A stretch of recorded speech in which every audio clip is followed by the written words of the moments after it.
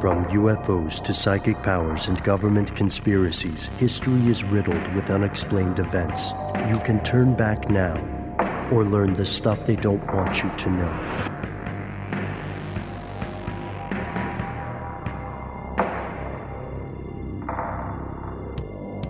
Hello, welcome back to the show. My name is Matt. Hi, I'm Noel. And I'm Ben. You are you. And if you are listening to this show, then hopefully you are not Teresita Basa.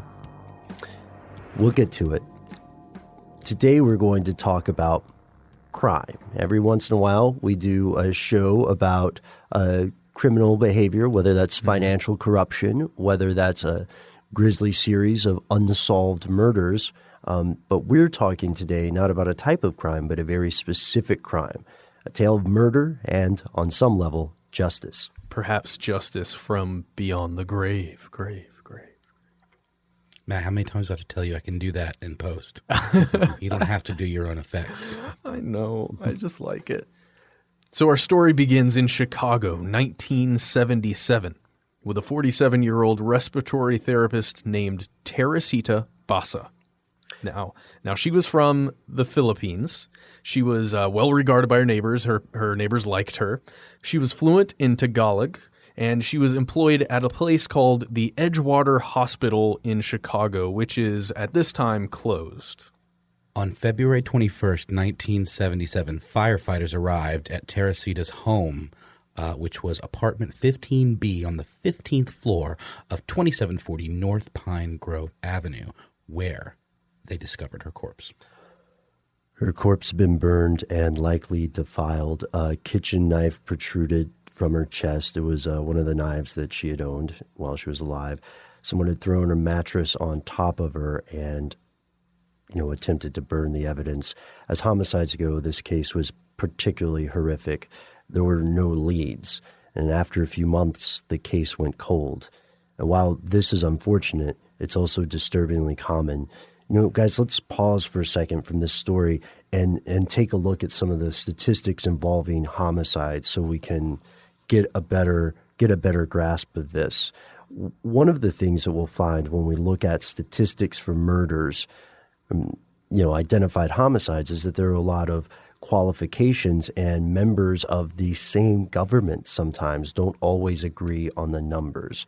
For example, the Bureau of Justice, which is an arm of the Department of Justice here in the U.S., has a nuanced definition, very precise definition of homicide. And that would include murder and non-negligent manslaughter, which is the willful killing of one human being by another. Right, but the data is based solely on police investigation as opposed to the determination of a court or a medical examiner, a coroner, or another judicial body. So if there's a suspect death and then there's a trial later and they say, and the cops didn't think it was a murder, but a jury does rule something that says that, then it still doesn't count. So it also excludes some deaths. And some of those are deaths caused by negligence, suicide, or accident. Justifiable homicide seems like a misnomer since it actually has the word homicide in it, but I digress. And attempts of murder. Right, and justifiable... Which carries its own charge. Yeah, and justifiable homicides are based on law enforcement agency reports, and that's a whole nother episode. Interesting side note here, deaths from the terrorist attacks on September 11th, 2001 are specifically not included in the analyses. And that's just an example of the sort of definition that we'll look at here. But good news, because according to not just the Bureau of Justice, but also to other reporting agencies, despite what you might hear on your local mainstream news and all the terrible things you'll hear on the radio, it turns out that murder is actually declining. Yeah, that is an extremely surprising thing to hear, especially after these past couple of weeks of the two conventions for our primary parties. There's a lot of scare stuff going on, right? Mm-hmm. And then you look at the actual statistics and you see that the homicide rate in the U.S. has declined by nearly half, 49%, from 9.3 homicides per 100,000 residents in 1992 to 4.7 out of 100,000 in 2011. That's the lowest level since 1963. Mm-hmm. But as we said, not all of the sources will agree. So if we look to the FBI, we find their handy book, Crime in the United States.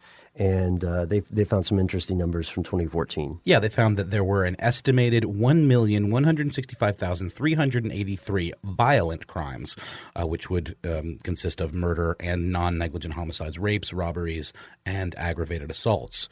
These statistics were culled from various law enforcement agencies. Right. And that's pulling in a whole lot of different crimes, right? Yeah.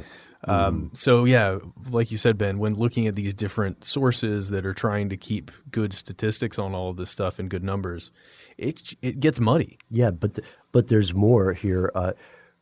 Many of these homicides that occur do go unsolved, sadly. We've got a great quote from a 2015 article in The Economist on this. America's homicide clearance rate, the percentage of solved crimes that lead to arrest, has fallen considerably in the past 50 years, from around 90% in 1965 to around 64% in 2012, according to federal statistics. This means more than 211,000 homicides committed since 1980 remain unsolved. Every year introduces nearly 5,000 more. So journey back with us, ladies and gentlemen, to Chicago in 1977. According to the sources you check, whether it's maybe a compilation from the Tribune or a municipal compilation, you'll find that there were between 823 to 1,109 documented homicides in the city in that year alone. Teresita Basa was, by all accounts, set to remain a tragically unsolved crime, at least, that is, until her ghost returned and hunted down her murderer. But first, a word from our sponsor.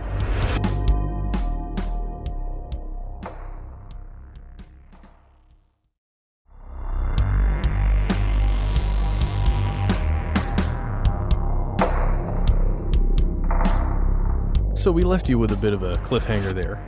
We mentioned that possibly the ghost of Teresita Basa came back from the grave and got a little revenge. According to the story, several months after the murder, the detective, Joe Statula, he received a lead from the Evanston Police Department nearby, and they instructed him to contact Dr. Jose Chua. Seems random on the detective's end, like, okay, I guess we'll go see this person.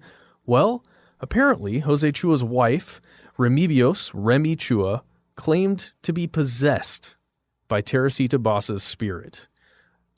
That's a weird call to get, right? Sitting in the police department. Hey, you need to go talk to this lady. She's possessed by the spirit of your victim. So according to Dr. Chua, his wife had actually begun entering into these trances, these trance states. And while she was in them, she would speak and claim to be the ghost of Teresita Basa. Yeah, according to the original Chicago Tribune stories that were written about this, he goes into detail about laying on the bed and just speaking, and he would just go up to her and I mean, you can imagine going, what are you doing? As a doctor, like, you're going to be skeptical, right? What is happening to my wife? Right. That's a reasonable thing. That's an assumption most of us would make. We do not naturally live in horror movies. So Dr. Chua's wife, or arguably the ghost of Teresita Basa, named the murderer, gave a name to this murderer, and that name was Alan Showery. And the doctor still, of course, was not convinced. These were not very specific things. So he still cautiously looked into it, and turns out, according to the story, there was an Alan Showery in Chicago. He was also an employee at Edgewater Hospital, and it seemed that he had visited Teresita's home on the pretense of repairing either a television set or an electrical problem. Additionally, the voice claimed that Showery had taken jewelry from the deceased and given it to his girlfriend. The jewelry, the voice continued, could be identified by several individuals, and it named those individuals. Despite the extraordinarily unorthodox nature of the lead, detectives found, yeah, there really was this Alan Showery working there. He's an orderly. He was a 32-year-old orderly. So they visited his home, and they found that he did have a girlfriend, and he lived with her. And upon investigation, they found Basa's jewelry in the possession of this girlfriend. So Alan Showery was arrested on August 11th. So initially, Showery confessed, but then he recanted his confession, saying he was coerced into confessing because of police threats to jail his pregnant common-law wife as an accessory. And this means that the first attempt at conviction ended in a mistrial.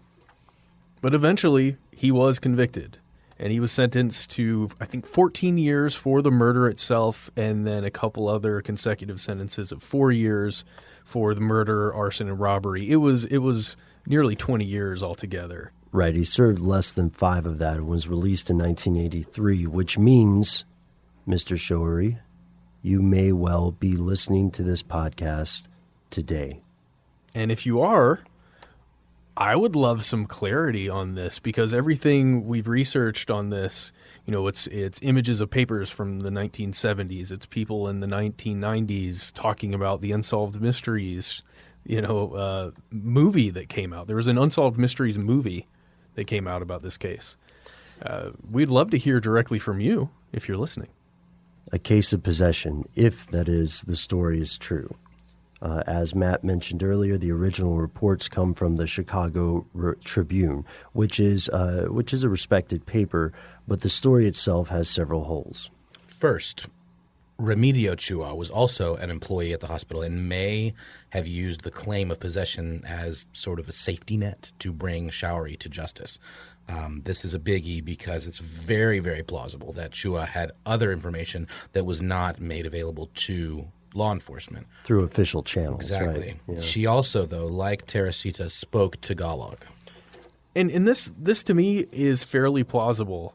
This idea that somehow or another, Miss Chua had information about what had happened. Maybe she had been speaking with Miss Basa about, who knows, whatever was going on between the two, Alan Showery and Teresita Basa, and knew something that she wanted to get justice, but she didn't know how to do it, and she was afraid maybe of this guy.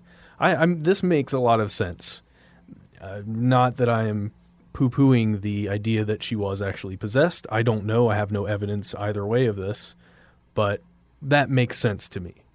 And there's also another option here that the police may have assisted in fabricating this story, or at least played along with it, in order to obtain what they needed to make the arrest. Mm-hmm. So in the case of catching a murderer, could we blame them for bending the circumstances a bit? Because it is quite possible, unfortunately, in the legal system, it's quite possible to have inadmissible proof that someone committed a crime, and because the proof is inadmissible, be unable to prosecute them or bring justice for the family, right? Or yeah, for the knowing victims. for sure, but you can't do anything.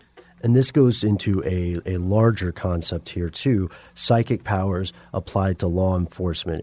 In itself, it's problematic because we've always seen the tropes. We've always heard the stories of claimed success, right, where there's a cold case, and often something grisly if it's fiction, like a child murderer or whatnot, and a medium or a psychic is able to, based on their impressions, arrive at information that could not be found any other way. But are they doing this, or are they just confirming stuff investigators already knew but was somehow inadmissible? You know? Yeah. In the case of Teresita Basa, it does seem that justice was ultimately served. The killer was legally convicted. We can call him a killer, but was this by a ghost, or was this by bending the rules of an investigation, a la, the Shield or The Wire or any of those other crime shows? Yeah. It feels like a slippery slope to me. I haven't heard, I can't think in my head of a case that used a psychic to get a conviction in the recent past. And maybe that's just because I'm not looking for it. You know, I haven't seen it pop up on any of my news threads that I subscribe to. Mm-hmm. Perhaps that's it. I can't imagine that it's happening with much frequency. That's an excellent point. And this brings us to another thing. For those of you listening who are involved in law enforcement, I'd like to hear your thoughts on this. There's a phenomenon that I've heard occurs, which is that sometimes when a crime or the hunt for a criminal gets too much recognition in the public, precincts become inundated with people who are alleging that they have inside knowledge of it, or that they committed the crime, or that they have received information about the crime in a dream or in a trance or some spiritual revelation. And this is depicted sometimes in fiction, but it does actually happen. Maybe not all that often, but it has happened. So we'd love to hear some real stories about those kind of experiences. And most importantly, of course, if there was something you couldn't explain, if somebody really did have something that seemed to be ESP that assisted in the cracking of a case. And it doesn't have to be homicide, of course. It could be, stolen goods. Yeah, anything. Or if you worked with a psychic or a medium and nothing came of it, or the information was wrong. I'd love to hear either way. And of course, every time that we ask for the best part of this show, which is your stories, your emails, your ideas for future topics, we like to show and prove that it's not all just a bunch of malarkey, which means it's almost time for Shout Out Corner.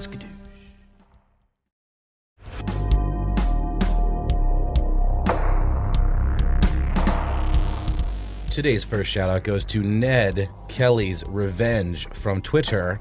Just listen to your political conspiracy episode, and half of that episode is now fact. You guys have to be psychic or Nostradamus 2.0 or something. I love this tweet because it's shortened all of the letters. It's letters and numbers and not actual words for most of it because you had to shorten it. I love it. Yeah, thanks so much for writing to us on Twitter. I was initially hesitant about that one because talking about politics on the internet, which I would count a podcast as well, can so quickly become incredibly unproductive. So I, for one, am really glad that you found it worth your time, and thanks so much for checking out the show. The next shout-out goes to Alex Willits, who wrote to us on Facebook. Alex wants us to cover some more unsolved crime topics. He's interested specifically in Cropsey, which isn't really an unsolved crime topic. It's a legend. It's an urban legend, but it's still fascinating. Yeah, there's a great documentary on Cropsey that I think one of you guys may have turned me on to, but how great your timing is, Alex. We hope that you enjoyed today's episode on Teresita Basa. And our last shout out for this episode comes from Christopher Rogers, who says, can you delve into the topic of water? The local and state governments make farmers in my region pay tax on the water that falls into their dams and creeks. The Bloody State Housing Authority has stopped installing rainwater tanks onto state housing because rainwater is dangerous. Why does it seem like someone wants control over the water supply? And what authority do they have to make me pay for this stuff when it falls from the sky? That's a question we've heard before, and it's still a good one. Christopher's from Australia. I don't know exactly what region he's from, but that is fascinating, and he wants us to cover water. I'm down. Yeah, I think that's a great idea. We did an earlier series on water wars, and we also looked at contamination there in Flint, Michigan. So this concludes our... We hope you enjoyed this episode. If you want to learn more about the case of Teresita Basa, head on over to archives.chicagotribune.com, and you can do a search for Teresita Basa. You can do a search for some of the dates that we talked about in the episode, and you can find copies of the actual original reports, the physical papers that came out in the 70s, 80s, and 90s, and really kind of follow the paper trail, which is what we did to make this episode. I would say it's exciting, and it really gets your mind going. You can find an article from 2000 in the Weekly World News, which is something our coworker Josh Clark has talked about before a publication, about some of the less than reputable things you'll find in that publication. But in this story, it talks specifically about Remy Chua's actions while she was at work. And, take them with a grain of salt if you want, but it talks about how she would sit at the same place at the lunch table where everyone would gather to have lunch there at the hospital. She would sit in the same place that Teresita Basa used to sit, and she would sing quietly to herself the way Miss Basa would do. And this was all leading up to the stories that her husband was giving about her going into trances on their bed at home. And, it's fascinating to read this stuff. It reads like a Hollywood film. And, perhaps there's a reason for that. Or perhaps it's true and it's just hard to imagine.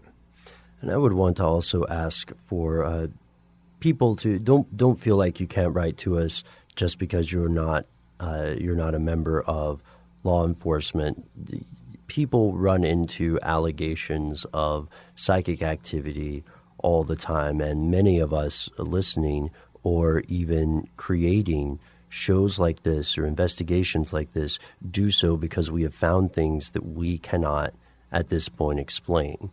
And it may be just as presumptuous to make the mistakes a lot of people who, I guess, confuse themselves for skeptics make by automatically saying that, something is, because something is strange or currently inexplicable, that it's automatically bunk.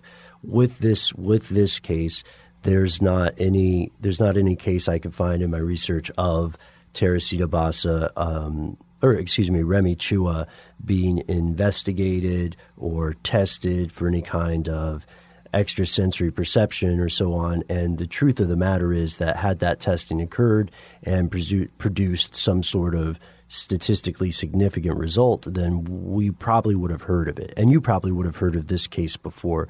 Still, ultimately, and this is only my opinion here, the most important thing is that the killer was apprehended, and finding the real murderer instead of someone who's falsely convicted or instead of just someone who gets away is something that is extremely important. And I'm not, at all condoning bending the rules of the law, although I'm sure statistically that happens as well. Ben, I can't agree with you more. And to kind of give some context with this case, I'm going to read a quote that comes from the Chicago Tribune. It says, "We asked Detective Statula, who broke the case, if he believed the Chuas. He said, quote, 'I would not call anyone a liar.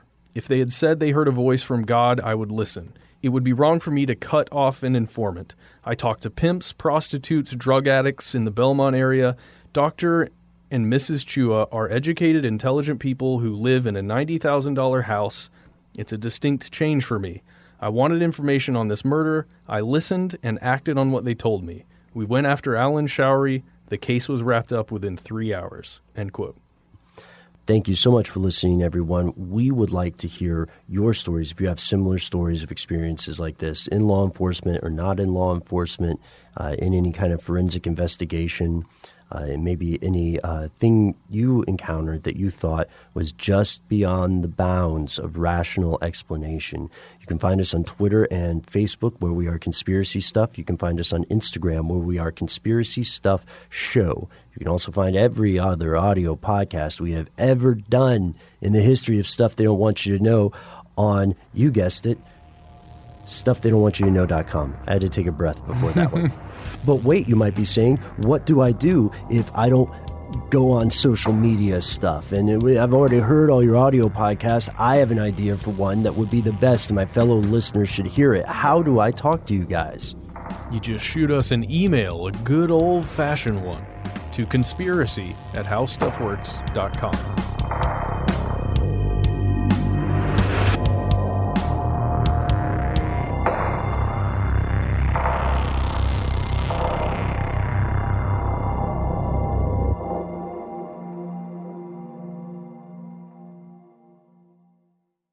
Stuff They Don't Want You to Know is a production of iHeartRadio. For more podcasts from iHeartRadio, visit the iHeartRadio app, Apple Podcasts, or wherever you listen to your favorite shows.